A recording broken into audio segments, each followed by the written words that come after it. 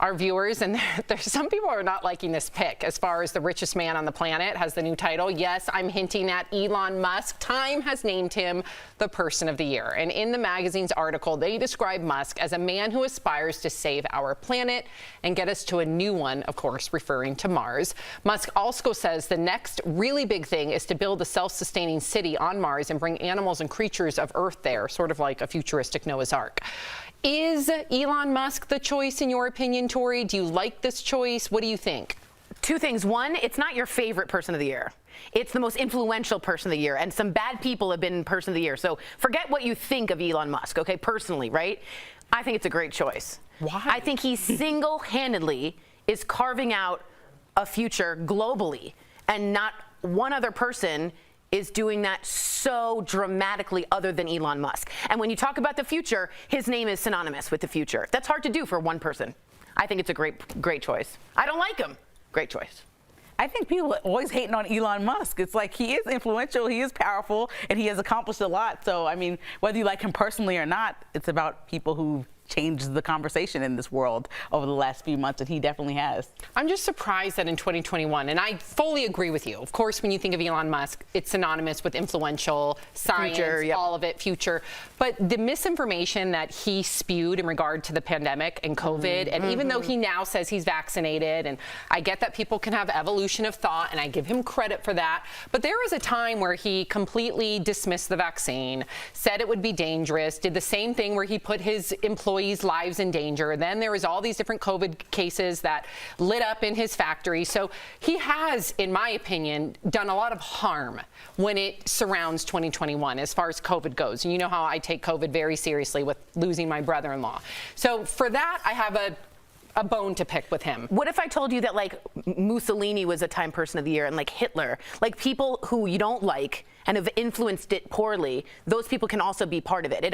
But I do hear what you're saying. Maybe in 2022 then, let's breathe a little bit through this pandemic. I want to see the people that have helped the pandemic and other areas in our society be the ones to be honored. But I'm not going to dismiss his influence either. Yeah, I don't really have, I don't have an opinion about Elon Musk being Times Person of the Year, but I do want to ask you, Sam, because you're such an animal rights advocate, how do you feel about the idea of bringing animals to clearly what's not their natural habitat? Yeah, I don't know what that would look like, right? How do you gather them? How do you capture them? How do you do all that stuff? Now, of course, I understand that in the grand scheme of things, if that's going to be our only way to conserve, you know, to not only conserve, but for all of us and our grandchildren and great-grandchildren allowed to procreate, then I understand the risk versus reward, but it doesn't sit well with me because I don't know what that would look like. It can't be ethical, in my opinion. Maybe there's a way to make it ethical with the right organizations involved, but it doesn't seem ethical. Did you guys pick a Time Person of the Year? I did, and I picked someone boring.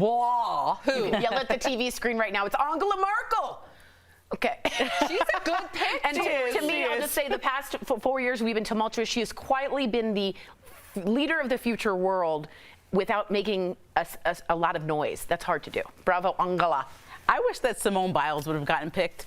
She was on the cover of Essence, or will be, and I think that they're recognizing her as a black woman, but she's more than an athlete, more than a black woman that has accomplished a lot. She's a 24-year-old woman that basically changed the conversation around mental health internationally.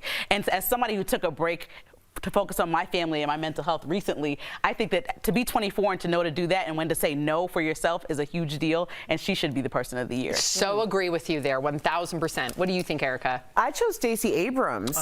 You know, just how the evolution of Stacey Abrams over the past few years especially, but you know, how she influenced last year, obviously influencing the presidential election, turning Georgia blue. That's all her. We got to give her credit. But then the runoff this year, and then December 1st, or around December 1st, she announced that she is going to run for governor again.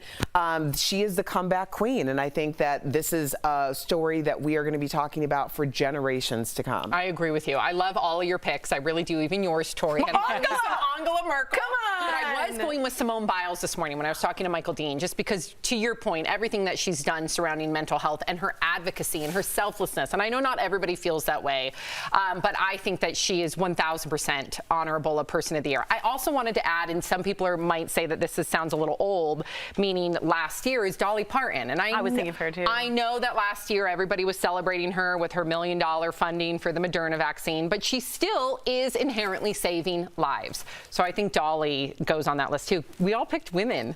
We did. And I noticed you said, talking to Michael Dean, me, you, and Al all first thought about Simone Biles, and then we were like, oh, there's other people as well. But like, she's a big deal based on what she did. I know she had critics who don't like what she did as an athlete, but I'm not talking about that. I'm talking about what she did for herself as a human being. Right. You know what? You need critics. Yeah. When I get really anxious sometimes, I say, oh, I have the twisties. Remember how that's what Simone Biles said? Right. And I said, if she can give herself an out in that moment, I certainly can get out of the shower and stop crying. Yeah. Right. And I think too, a lot of people are like, oh, you're an athlete, like buck up. No, like she chose her mental, that just further proves that we still stigmatize mental health. And people were criticizing her when she sacrificed all her blood, sweat, and tears because she knew she wasn't in the right headspace.